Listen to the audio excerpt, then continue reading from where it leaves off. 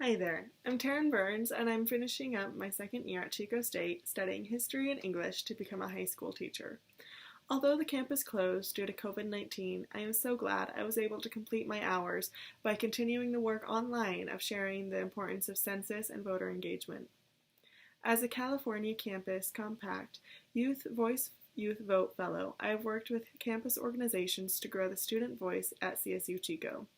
With the Associated Students Legislative Affairs Committee and the Office of Civic Engagement, we have built up youth participation in voting and census. I have set up tables on campus, led workshops, given presentations, and built relationships with student, staff, and faculty to encourage today's young adults to take part in their civic duties of voting and census. This experience has taught me just as much about myself as I taught others. I've been able to cement my own feelings about the importance of voting and being counted.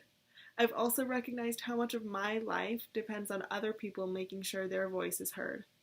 I've also learned how to talk to people about potentially tricky subjects without being one-sided or starting an argument. This opportunity has taught me about the issues minority groups still face regarding voting and census. I'm from a small, rural town with a fair number of undocumented individuals. From my experience in my hometown, they're treated by others fairly well and are accepted into the community. It wasn't until I left my small town and met more undocumented individuals that I realized what they need to overcome every day. When giving a census presentation, I spoke to a student afterwards who was clearly uncomfortable with the question she wanted to ask.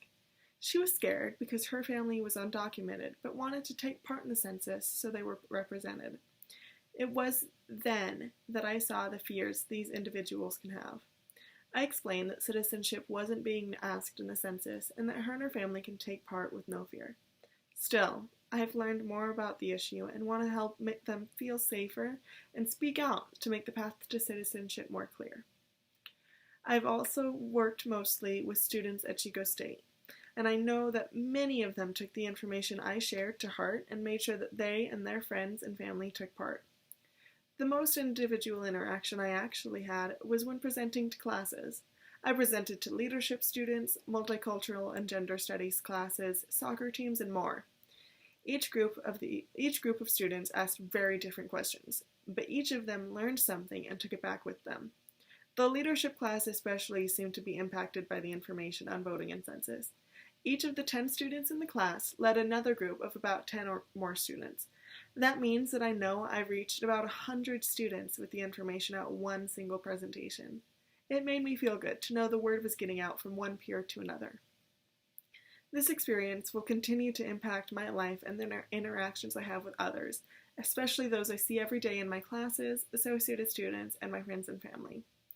The people of my hometown especially need to hear the information I've learned about the census. Being rural and largely right-leaning, many of the citizens don't want the government to have their information in the census. I've already been able to explain to a few people why it is important that they need to be counted so that our county can get the funding it needs to support itself.